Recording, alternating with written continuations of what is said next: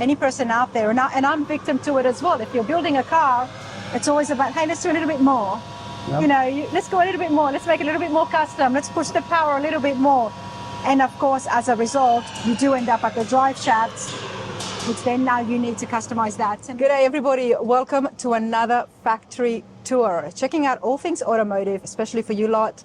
Customizing, restoring, making resto mods, whatever you're doing with those cars, we're going to check out the parts that you need. Drive shaft is what's happening today. I'm here at Performance Driveline Engineering with Steve once again. Hi, Rana. Great to see you. Good to see you, man. I'm excited about this. Thank you for paying us a visit. I was very excited when I saw your email. Absolutely. We met at PRI, and even at your booth, you started to explain and tell me a little bit more about the custom drive shafts, which was pretty fascinating. I had no idea. And then you showed me some videos on how the machines and the equipment, and you do it right here in Michigan. Yep. What suburb are we here in? We are in Clinton Township, Michigan. So we're north of Detroit, about 45, 50 minutes. There you go. And we have been in this location now for just over 2 years. So we're coming up on year number 3 already. And all you do is custom drive shafts. That's it, 100%. Told you, that's all this video is about. So if you're curious, you're interested, and you're wondering exactly what goes into the drive shaft and what makes it custom and why you need one, then keep on watching. But Steve, you ready to give me a tour? Let's go. Let's go. Let's go right at the beginning. What you do when you get an order to make a custom drive shaft. Now, these are not just for everyday cars, NASCARs, high performance vehicles, and of course your daily drivers most likely will always need a custom drive shaft. Yeah, so I always say everything from mom and pop street rods, the guy that's building a custom car at home, or maybe he has his high school muscle car and he wants to upgrade it with a modern transmission, put a new Tremec or something like in there, maybe an 8-speed automatic, whatever it might be. We can help build that custom drive shaft to complete the driveline for it. Love it. Let's go. And I love the fact that it happens all here. Yes. Yes. So we bring in lots of raw tubing. We've got 2-inch, 2.5-inch, 3-inch, 3.5-inch, 4-inch, 5-inch, all different types of tubing. Seam tube, chromoly tube, DOM steel, aluminum, all kind of in stock and ready for use. We bring it up to our cutoff saw where we are going to cut it to length. We get it so that it's fairly close in the overall length. Then it goes over to our hollow spindle tube lathe and we machine the ends of it, clean the ends so that we have a nice clean surface to weld on. And then we can get the ends very exacted. We're within, a 1/16 of an inch is our normal build tolerance. Good, how are you? So, good, thank Dave, you. Rana, that's Rana? Tim, Nice to meet Rana. you. You're fine. Yeah? All right. Fine, I'm used to it. What kind of truck you got? 72 C10. Really? Nice. You like them? Oh, yeah. Like anything, with cars, racing. Heck yeah. There you go. What's your name, sir? Tim. Tim, nice to meet you. I'm here crashing your workspace today, so don't mind me. We staged a couple of things so that you could see them, Nice. see them in action, and it'll really help tell the story. And part of what makes us very unique in what we do. And that's what I'm here for today. Yes. I want to find out exactly what makes it unique, and also give the folks at home the opportunity to say, you know what, we want to go with Driveline. Yeah. So this is one of the more unique pieces of equipment. It's a big hollow spindle lathe. So I can put a 6-inch piece of tube through it. I can put a 60-inch piece of tube through it. It swallows it, sticks out the back, and then we can machine the end to, make sure it's square so that when our end goes in, it sits square, and make sure we've got a nice seam that we're going to weld. Makes it very consistent that way. Nice. It all starts right at the beginning, isn't it? It's these things that makes it so important for the finished product. And so part of what we're doing, each of the steps that we take is we're trying to get the drive shaft as straight as possible, because run out will induce imbalance. Okay. And then you also have concentricity issues. The parts fitting together, even a thousandth of an inch. If you take half the weight of the drive shaft, times a thousandth of an inch, you now have imbalance. Mass times distance gives you imbalance. Mass times radius. And you do check that. You've got some testing that happens in-house as well. We check it numerous places. Nice. So we're looking at it here as the tube spins. You know, if we find a piece of tube that has very high run out initially, we may reject it. We may not even use it. We had an instance earlier in the year where we bought a bunch of tubing from one of our suppliers, and as we checked it, we found these real subtle little dents in it. They weren't visible to the naked eye, but as you ran your hand over top of it, we found these little dents. It happened to be for our NASCAR customers, so we rejected all the tubing. We contacted the manufacturer, they went through their inventory, they found the same problems, and so they credited us all of it out and had to replace all that tubing. It's very important, isn't it? And that's why I guess you've got someone here personally hand checking each and every one. Yes. We're very labor intensive. You know, we set everything up by hand. We do most everything by hand. But that's what puts us in tune, being in contact with the product. And that's the difference. Really that's the difference, everybody. It's not something that's just been shipped from overseas. It's made right here. That's right. Love it, Steve. Love it. So, okay, so what happens next? So after we've got the tubing cut, we bring it up to our tube press. And over here, you'll see Dave's putting a tube in right now. Happens to be for, I'll plug the customer, Ride Tech. Okay. We build all their half shafts for them. Oh, there you go. So we put the weld yoke into the one end. So we hold the tubing, we install the weld yoke.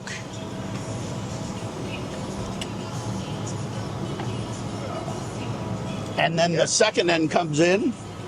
We install the other weld yoke.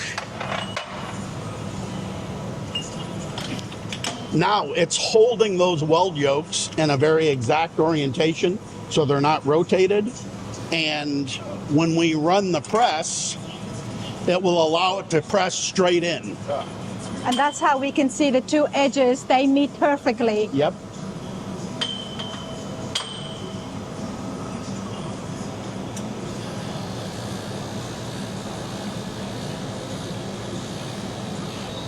How long have you been with Driveline, Dave? 30 years. 30 years. Yeah. Got the right guy for the job, right? Yeah. If Dave doesn't know, we don't do it. I love that. He's done it all before. Oh, absolutely. At least twice.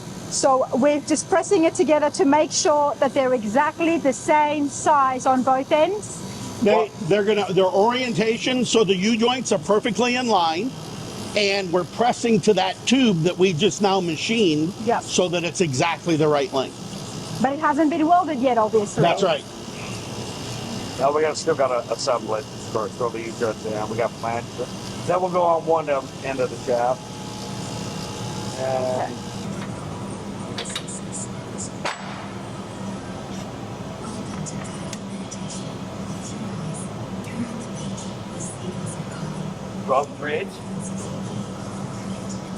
You took some measurements there, Dave. yes.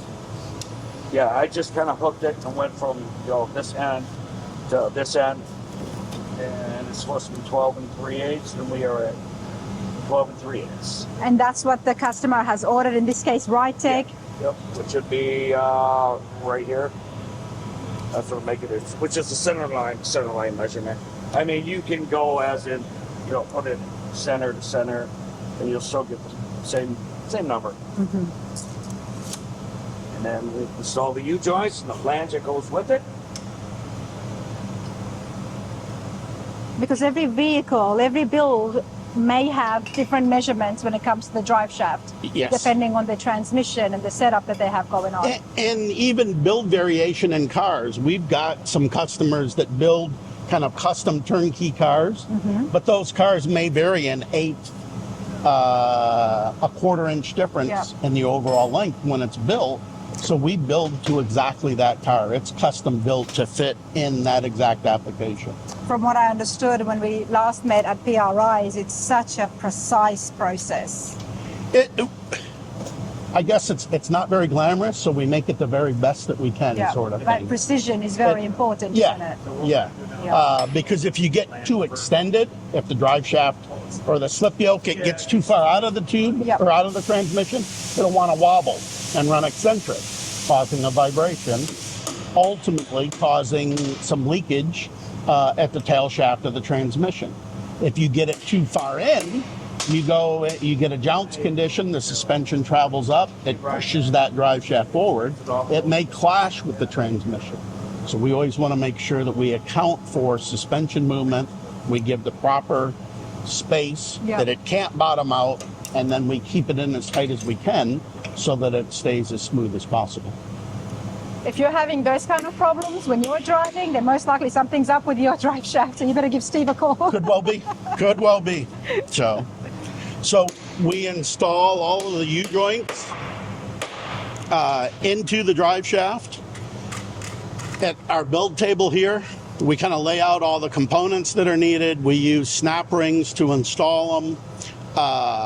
We press them very tight so that the joints don't move very freely initially. We do that to take all the clearance out of the system so that we can get a more exact balance. Some customers would... wide variety of colors of what is thick and what's not thick. Right, that's what the colors mean. I'm like, can we just choose which color? Not that anybody would see it. I like the blue one. Those are the good ones. We use a lot of the blue one. Yeah, oh yeah. Dave could probably do this in his sleep, eh? Yeah.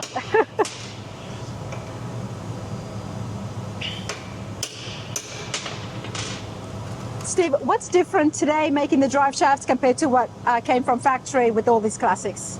So it's kind of I always equate it to race engine versus production engine. The production engines are very good. Yeah.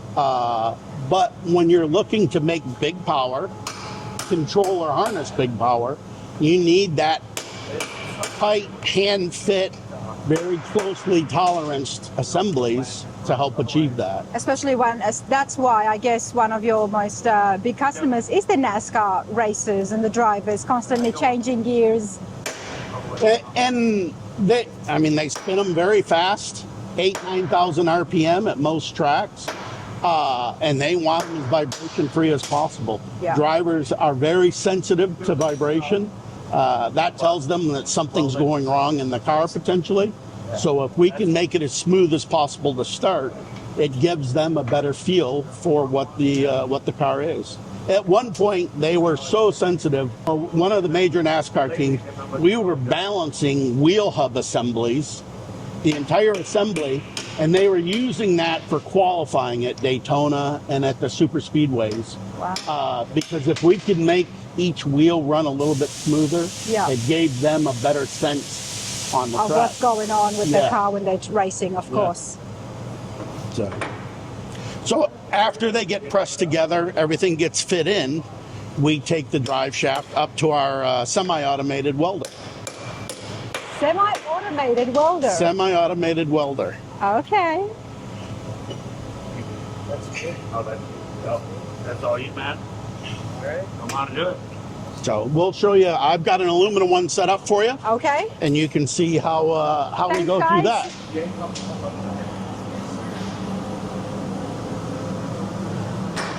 Oh, yeah. So we hold the drive shaft just like it's being held in the vehicle.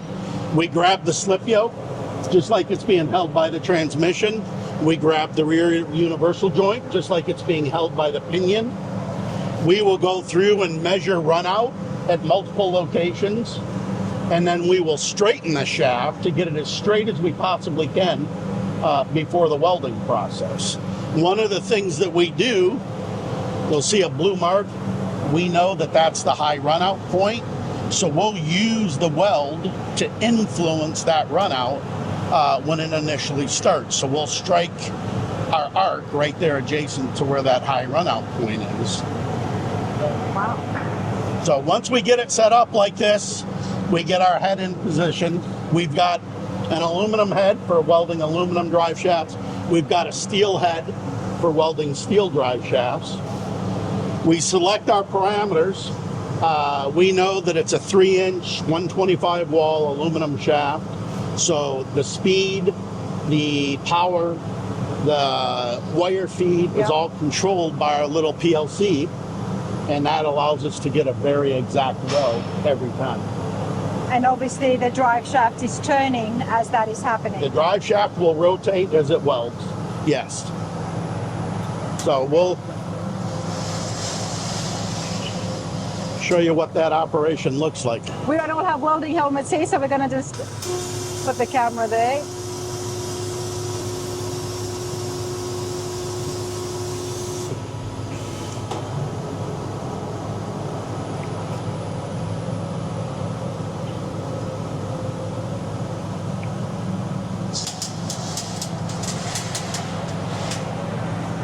Look at that.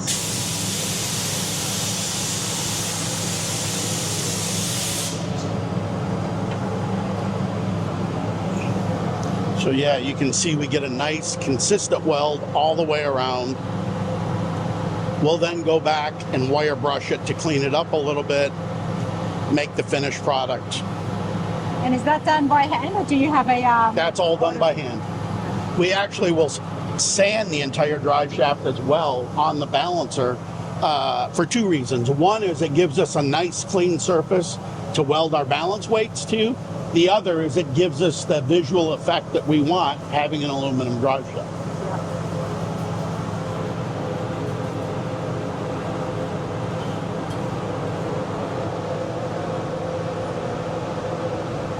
That's a pretty neat machine you got there with the weld, isn't it?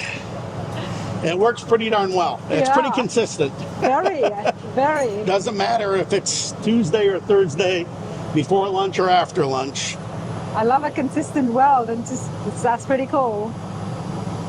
Is that something that just exists in the market, or did you guys make that? No, this was custom built at the beginning of Dynotech.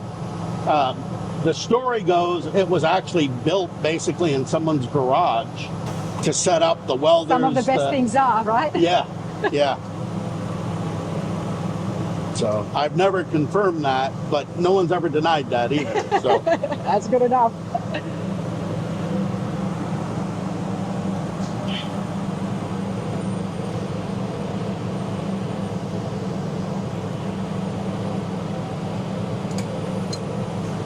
We purposely weld each end independently. The machine was originally set up to weld both ends at once. But what we soon learned was that the runouts vary a little bit from end to end. You may get a concentricity change in the weld yoke that gets pushed in. You may get a change in the tubing. And because of the heat and metal? Well, because of just the general manufacturing tolerances, okay? The straightness of what the tube is, things like that. So we found that we can be more effective at getting a straight finished product by welding the first end, starting that weld at the high runout area, and then going to the second end and doing the weld down there, taking that same process, starting at the high runout area. You know, I love that, Steve, because you've made your job longer. Yes. You could have just kept it doing both at the same time, but in order to get a little bit more of an efficient and quality product. It helped improve the general quality of what the finished product was. And the reality is, by getting it straight here, it makes our life easier on the balancer. It takes less weight to balance it. We get a better finished product. There you go. But that is quite fascinating. So after weld, we go to high-speed balance. Let's go.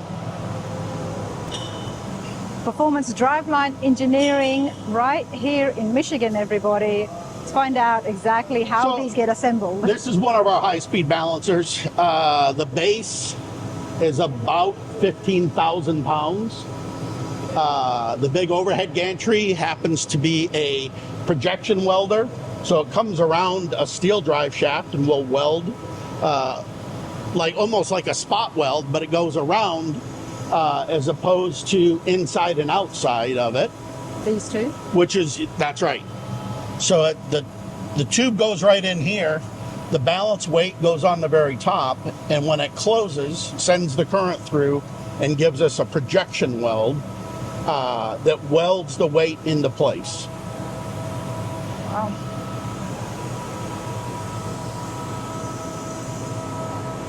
These, I'm guessing, they close in? These are guards, so one side swings up this way, the other side swings up that way, and it surrounds the drive shaft to contain it when we do real high speed stuff. Right, okay. So I've had this machine, myself and another guy, we ran this machine at 9,000 RPM one night. 9,000 RPM. We had a Lexan scatter shield, we had 9.1 in our cell phone, and we're standing way over here doing some NASCAR stuff. How exciting was it? It was crazy this I just said this thing's about 15 to 16,000 pounds. I swear I could have walked up and just pushed it across the floor because of the vibration that was still in it. That it was going. Because imbalance doesn't change. Imbalance is always the same. Mass times radius. What does change is the force that's created by the imbalance. It goes up exponentially with speed. So if you have a 20-pound force at 2,000 RPM, you'll have a 2,000-pound force at 5,000 RPM. And it just goes up exponentially. The faster you go, the more force that's created. That force is vibration, and you get that highest speed, it's real high frequency vibration. So literally it felt like the whole machine base was vibrating a bit, and you got this sense that you could just push it right across the floor. It was almost like it was floating. It's the beauty of physics, isn't it? Yes. Physics at play right there. It's amazing. When you look at it, you wouldn't think so, but it all makes sense. Yeah. Yeah. It all makes sense. So do I get to see it in action? So we're gonna run this one, and we've got it set up. Oh, you've got two? Yeah. So we've actually got 3 high-speed balancers. This is the one that we use on a day-to-day basis. We'll let you get in close to kind of see the setup. So again, we're holding it just like it would be in the vehicle. So we've got the slip yoke and a collet. So just like it was in the transmission. And then it'll come back and we hold the pinion yoke or the rear into a machine pinion yoke, basically, that we balance all of these components before we ever use them. You're mimicking exactly what it would be like in the drivetrain. Exactly. So that, again, we're representing what the vehicle would see and does so that we get the best condition possible for in the vehicle. Okay. So. And what is this drive shaft for? I think this is just a street rod, I believe. It happens to be for one of our customers, Silver Sport Transmission. They are a Tremec Elite dealer. And based on its length, 1310 U-joint, I'm going to say maybe a Chevelle or something like that. I went ahead and calibrated it earlier. So at this point, I'm ready to put weights in. You're ready to put what on it? I'm ready to put balance weights on the drive shaft. Okay, but it had to be calibrated first. Yes, you have to calibrate it first. Do you do that for every drive shaft? Yes, every shaft is calibrated. So what that does is we set the drive shaft up in the machine. We have we force the drive or the balancer to read 0 imbalance. Right. That gives us a data point at 0. We put a known imbalance into it. That gives us a second data point. So now we can draw a linear relationship between those 2 points. And then when we take all of that away, we can measure the imbalance and see where it falls on that. So now we get not only imbalance, but location of imbalance because we've calibrated that in to each end. We do that separately on each end. And the imbalance at the front influences the imbalance at the rear and vice versa. Yeah. So you have to watch the computer will give you a correction factor knowing that that's gonna influence the rear. And that all happens and is possible because you do make that start points. That's right. So to set your markers basically. Yeah. Okay. So this one has been calibrated, but now we'll spin it up so that you can see.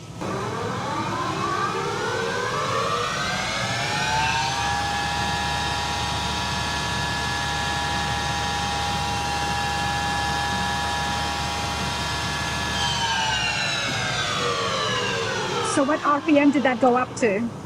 Was that at 5, Tim? Yes. Yeah. 45. Okay, 4,500 RPM Okay. is what that, and that's probably about as fast as it'll ever go For a Chevelle. in the car. Yeah. So it's calling for 0.55 ounce weight at the front at a 320 degree orientation. I'm sorry, 0.56. So if you see the top left set of numbers, Yeah. 0.56, 320 degree angle.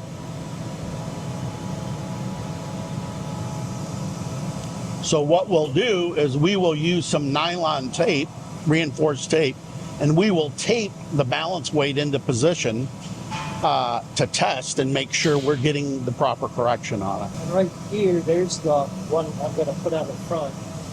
Right here we go up to, and that's the actual imbalance in the front. And then that weight is what's going to fix that. And we want it to come down or up? We want it to go down. We want it to be as close to zero as possible. So, and then this is the balance weight that gets put onto the front of the drive shaft.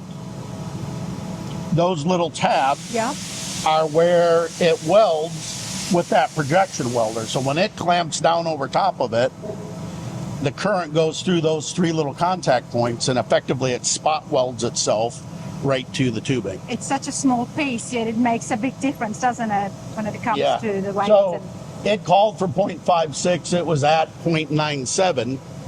We'll tape it on and you'll see what the result is.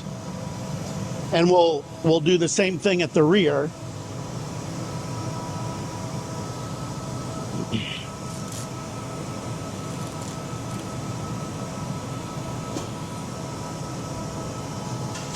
The nylon tape is obviously just putting it for placement because it's going to get spot welded.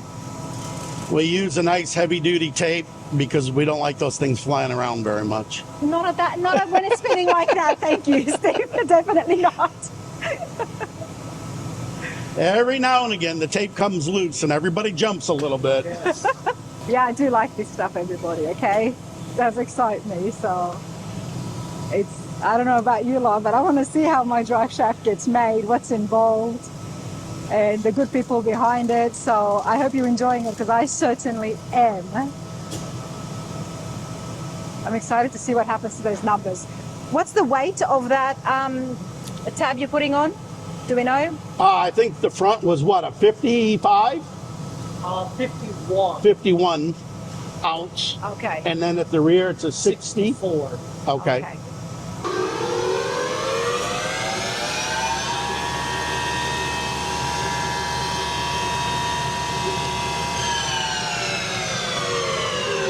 And so you'll see our numbers went down to 0.04, 0.06. So it's calling for 0.04 ounces at 295 degrees. And if he flips it to the actual imbalance, it's now 0.07. It was 0.97, I think, originally. That's a big difference. So now it's down to 0.07 inch ounces of imbalance. I mean, which is that's good enough, isn't it? I mean, OEM spec would be like a 1/4 inch ounce. We target 0.2 or less. Okay. Race stuff, we may go to an 1/8 inch ounce target. So yeah, that's well within specification. There is no car, no driver in the world that's going to feel that much imbalance in it. And at the rear, it's at 0.1 inch ounces. 0.1, wow. Again, so it's well below an OEM spec and in the targets where we want to be. So now, because of it being steel and projection welded, what we'll do is we're going to secure those weights into place and we're going to take it over to the projection welder and we'll do the welds on there. Unfortunately, the welder on this machine stopped working years ago. Years ago. But hey, it didn't stop production. So, but no, we found the workaround. Once we see it fully finished and assembled, I'm going to have to show you how pretty they can look. We've got a couple of those. We got some here, but there's also so much on the website and pictures I can throw on the screen because you can get these made into carbon fiber. We can do carbon fiber, we can do aluminum, we can do steel. Some of the steel selection process depends on what kind of power you're making, what your goals are. Yeah. That's going to be one of the things that you're going to have to answer for us. How are you going to use this truck? Are you going to autocross it? Are you going to take it to Texas 2K? Are you going to... Well, reality is I have to enjoy it first and show everybody exactly what I built. And then after that, heck yeah, I'm going to have some fun with it. Is it going to be used just to blow the tires off on a daily basis sort of thing? No. Dropping the kids off at school. Yeah, whatever it might be. My son wants me to do that. It's like, you have to come and take me up this up. I said, I'll do it once or twice. Yeah. So I'll have you come around this side and you'll see the projection weld real well.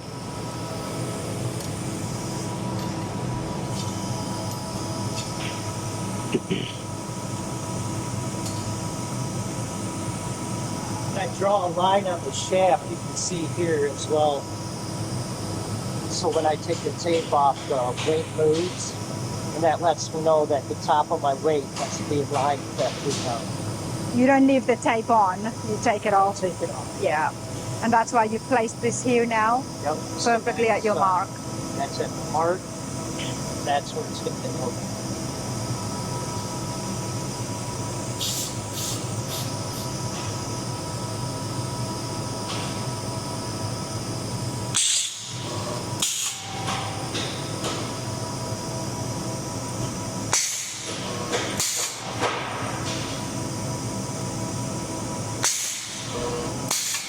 Hit it one more time now.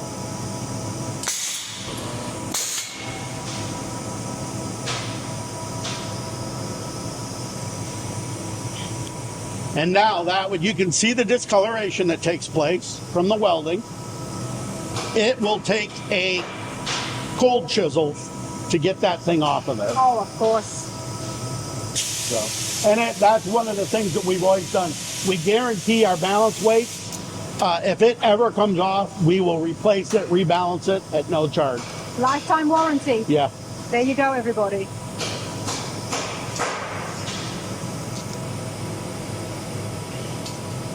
I think I saw on the internet recently they had almost a handheld tool where you could do spot welding on sheet metal. Just reminded me of it. This is obviously to a much more heavy duty standard. Yeah. It's pretty heavy to be pulling around. It looks heavy.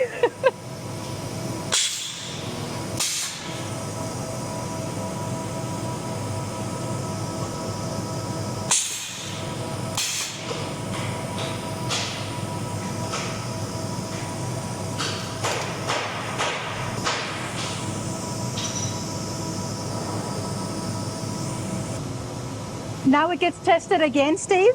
So now we're going to put it back in the machine and we will make sure that our correction gave us the results that we wanted. The heat But I mean, we already saw it when it was taped on. We did, but now we've added heat, we've welded on the tube again. So there's the potential for a little residual stress to now move those ends just a little bit. We're going to check it and make sure everything's as we expect it to be. Gotta see how a drive shaft gets made, right? This is pretty awesome, Steve. I'm glad that you're enjoying it. Oh, I am. Like I said, it's not a very glamorous product. So we got to do something that's cool. The best things are not, you know? We got to find a way to make it cool. I personally enjoy this a lot more. And it's where operator knowledge and things like that really play a huge role in the finished product. Yep.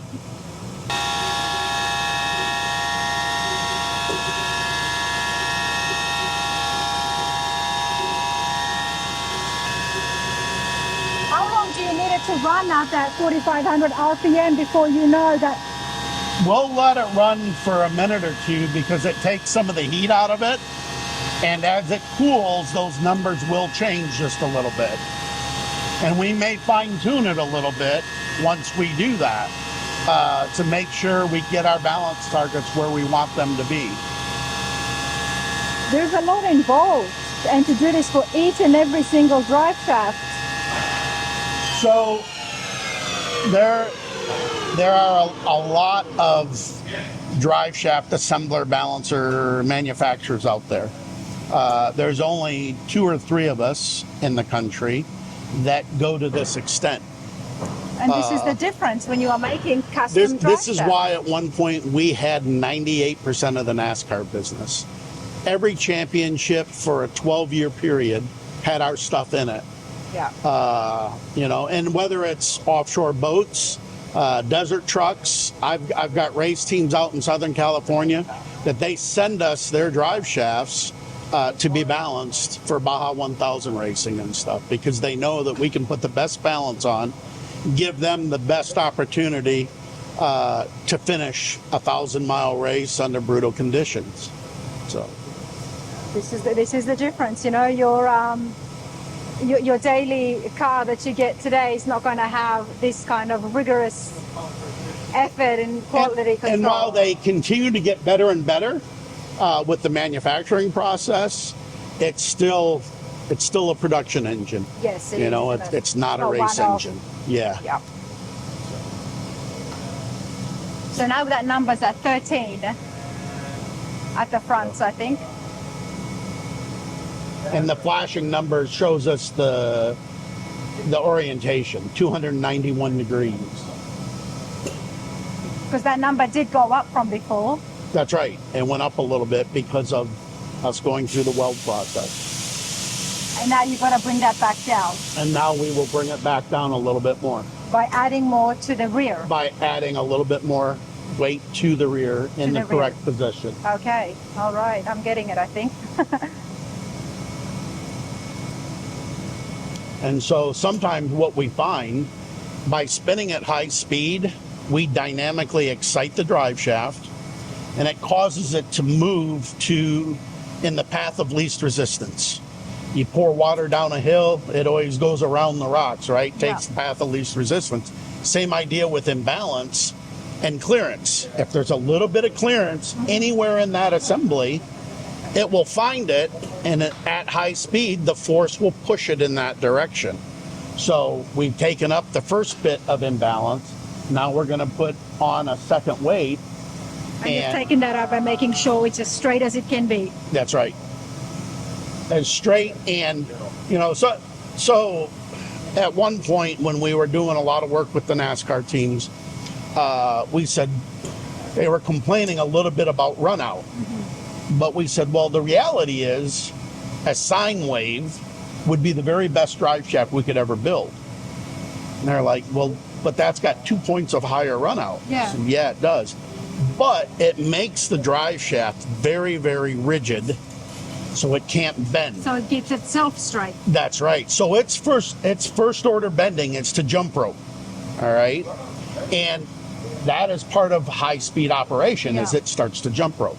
And you can do it, that's called critical speed. Let's say critical speed for this drive shaft was upwards of 8,000 RPM. But half critical speed, 4,000 RPM, you might start to excite that a little bit.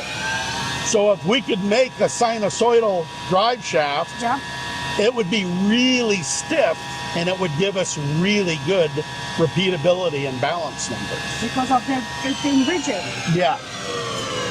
And that's the physics behind it. And unfortunately, you just can't manufacture to that theoretical. No. We will get it down so that it meets our standards every time. And if we can't get it to meet our standards, we will literally start over and build another drive shaft. Yeah. Each step is so critical, from the time you get the first tube, putting it together. Get it square and straight. Get the runouts down as low as we possibly can. Weld it and hold it as true as we possibly can. Bring it here, and we'll straighten it on the balancer sometimes if we need to, because we do check, again, runouts in multiple locations. So we check runouts. Visually, we check it initially. We measure it at the welder, and then we measure it again at the balancer. I love it. There's so much attention to detail. And we hide a little bit of that, because some of that is our knowledge, some of that is what helped set us apart. Yep. Even though we want to tell the world about it, we don't necessarily want to show the world No. Everything. All of our tricks. It takes a little bit more than just watching it. It does take the skill in the right hand to fix it into place. That's right. That's right. There's a lot of finesse that goes into it that you don't realize sometimes. Haven't been doing this for 30 years for no reason, right? That's right. So let me show you a couple of finished pieces we have. Yes, please. Just so happens that this morning we finished up this drive shaft. What's a little bit unique about it is a 4-inch diameter, 0.65 wall thickness. It has our custom design ends, front and rear. You'll know the balance weights, not only are they projection welded, but they're hand TIG welded. And this one is going to a customer known as Richard Childress Racing. Okay. We have done their drive shafts for better than 25 years. They were one of the very first NASCAR teams to welcome us into their shop, give us a chance at building some product, and we've had them as a loyal customer ever since. And they've had no complaints, that's for sure. Well, every once in a while they may squawk about something, but we always get it fixed. And it's not because of the speed they're going? No, that's right. That's right. So, but that's pretty cool. And then we've got, I'll take you right over here. I swear we set it up like an obstacle course every day. You know where you're walking, and that's all that matters. So this is a freshly done drive shaft that we did for a local customer. Happens to be for a drag car. So it has a high-end billet chrome moly slip yoke on it, 1350 U-joints front and rear. Every steel shaft gets painted either gloss black, we can do flat black, or we will do white, just like the one behind it. This is the second drive shaft on that same order for Richard Childress Racing. Nice. You'll notice there's no oval sticker on it. No. There's only the warning sticker. It's because we measure the imbalance that sticker introduces. And for the NASCAR teams, again, we're being so exact that we don't put that sticker on. So it has the same balance weights, hand TIG'd.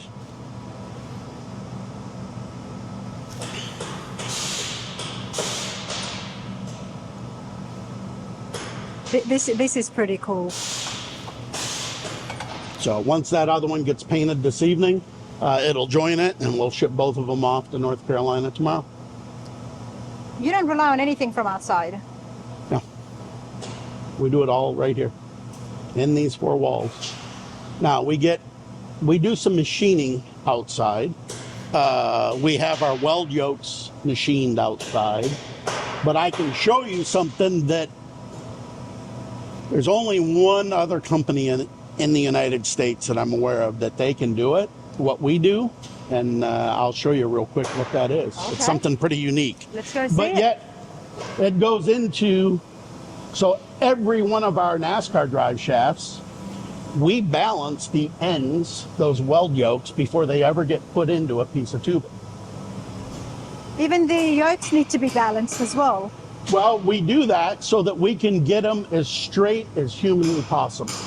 So NASCAR teams will send us their drive shafts back to us.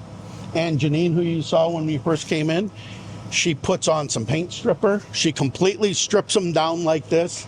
She will take them over to our tube lathe and sand it completely clean so that we can do a full rebuild on the drive shaft. So we'll take the universal joints out, we'll put brand new universal joints in, and it goes through the full balancing process of any other drive shaft. So can the average person also send you their drive shaft? Yes, absolutely. So everything that you see on that rack is a drive shaft that has come back to us for some level of processing.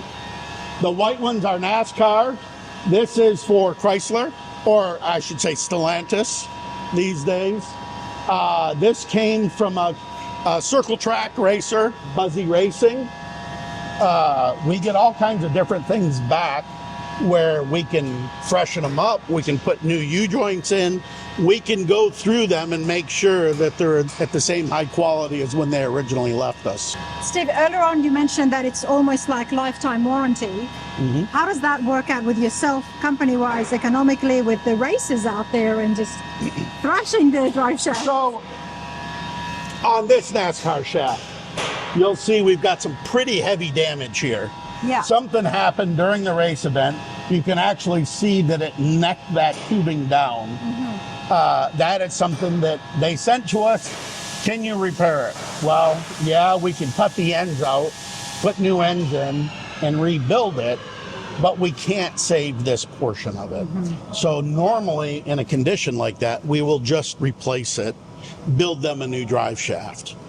Not something that we would warranty because that's the event of normal race operation. Correct. Yeah. That's what I But if thought. there's something that were to happen because of a manufacturing issue, then by all means, we take care of it. I love that. That's why I did have to clarify that, Yeah. because there's a lot of racers out there now. There is. There is. Watch your step over the hoses. So I mentioned this is the end that goes into the tubing for a NASCAR drive shaft. All right. That's pretty cool. It is about a pound, 1.2 pounds. I expected it to be heavier. Yeah, it's about 1.2 pounds lighter than the current OEM style one. We designed it that way, taking more and more weight out of them for the NASCAR teams. So I'll take this piece, I will set it up in our balancer, and I haven't done a full calibration.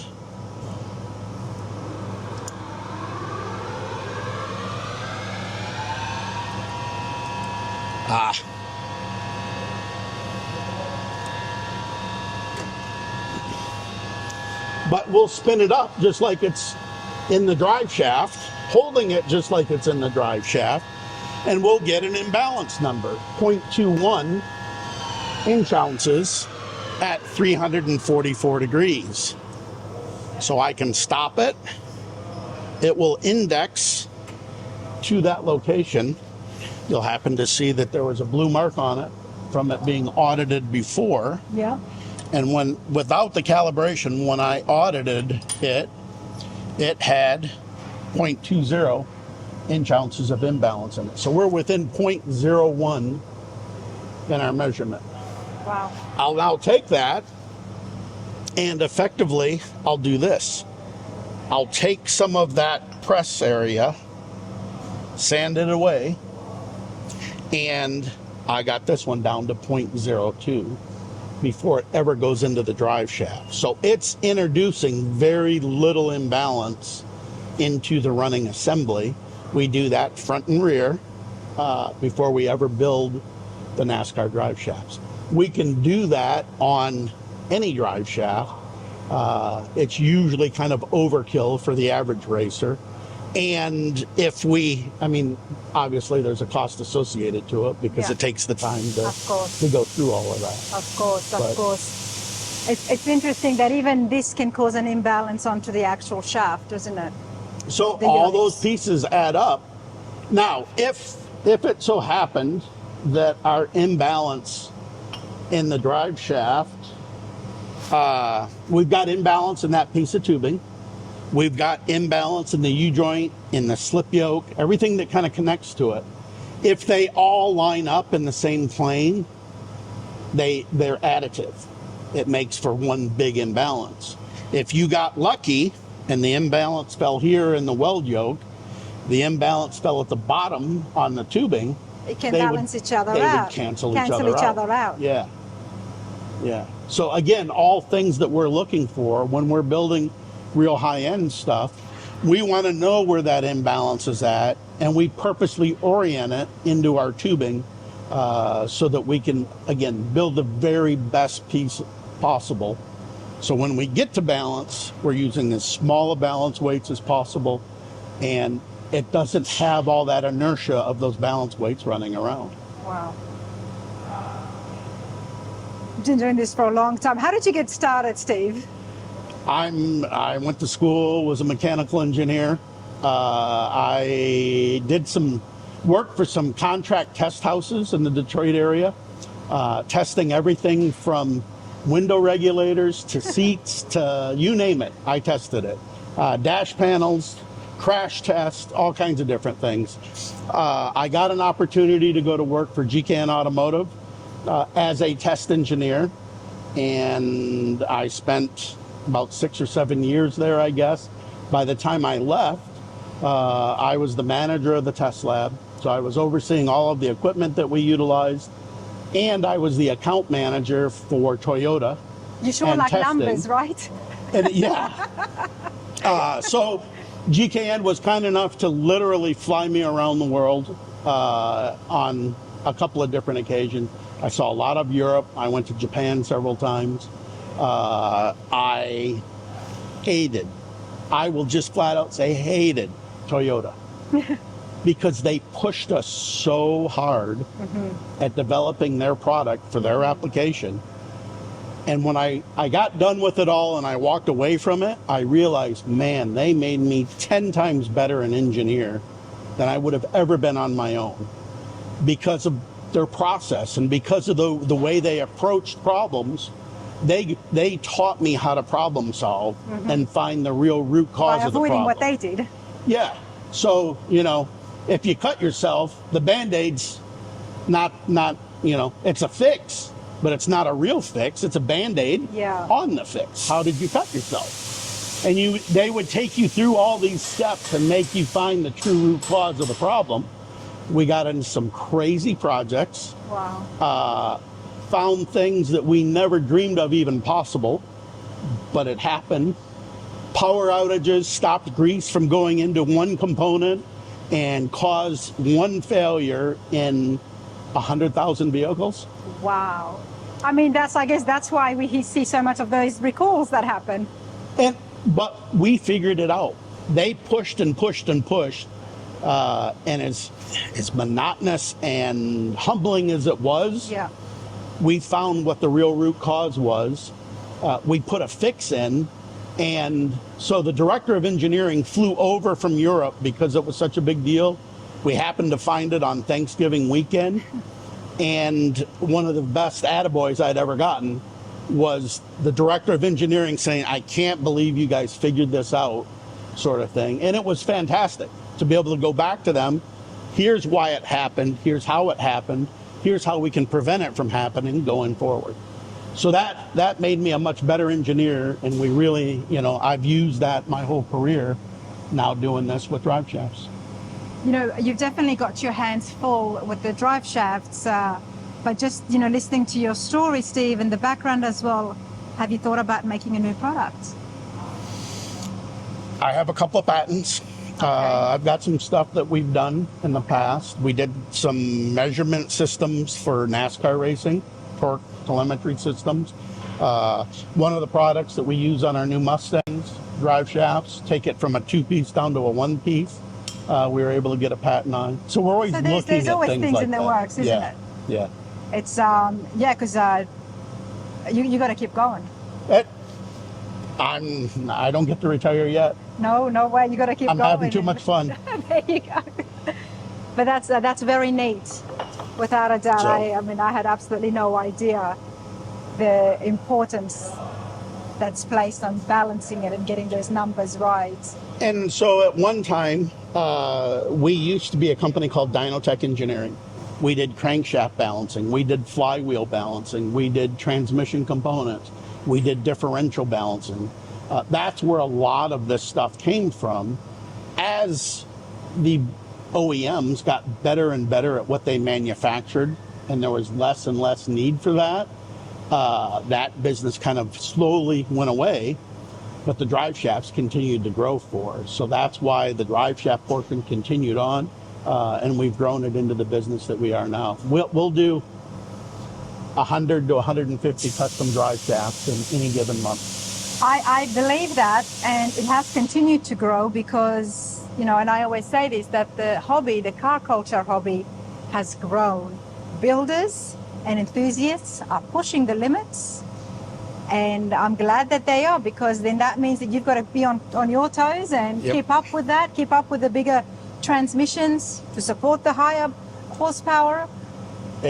1,000 horsepower on the street is commonplace these days. Yeah, Hard to so believe, I hear but it's hard to believe. yeah, it's amazing to think, because 10 years ago that was, unheard of. Yep. And now there's basically factory cars that make 1,000 horsepower. That's correct. They come straight from the factory. Yeah. A lot of them, especially the supercharged ones. But I mean, this is why this is so popular when it comes to custom drive shafts. Any person out there, and I'm victim to it as well. If you're building a car, it's always about, hey, let's do a little bit more. Yep. Let's go a little bit more. Let's make it a little bit more custom. Let's push the power a little bit more. And of course, as a result, you do end up at the drive shafts, which then now you need to customize that to meet the drivetrain. And we keep pushing those vehicles for a little more, but our standards haven't relaxed. We want our 60s and 70s vintage vehicle to ride like current day production stuff. That's we right. want that comfortable ride. We want that sense and feel of the modern car. Well, that we're creatures of habit, Yeah. That's what we are used to. Yeah. So But hey, this has been fantastic, honestly. you are very welcome. I'm really glad you could stop and see it. Too, it's you tell me, it's nothing fancy and it's a warehouse, but there is so much that happens here, and the equipment, the machinery, and along with your skills and your team's skills, it's not always about how it looks at all. It's about what gets done, what looks fancy is the NASCARs out there, the drivers racing, and everybody's sitting at home watching it. But hey, you know what? This is part of that, Yeah. right? This is the back end. This is the behind the scenes, everybody. So This is what goes into it so that can happen. That's right. Steve's details are on the screen as well as in the description. If you have any questions, and not only just the complete drive shafts, but you sell the yokes individually as well. Yokes and universal joints, flanges, all the components are available. All the components. Yes. Do get in contact with him. And of course, when it comes to support, somebody needing help, just to call you. Call, email. Email. We're always happy to answer vibration questions, things like that. Help maybe guide you to find that solution so that we can solve the problems that you may have. There you go, everybody. Driveline Performance Engineering. I hope you all enjoyed that. I certainly did. Steve, thank you so much again for your time. Thank you for coming, Rana. Absolutely. Let's continue on, everyone.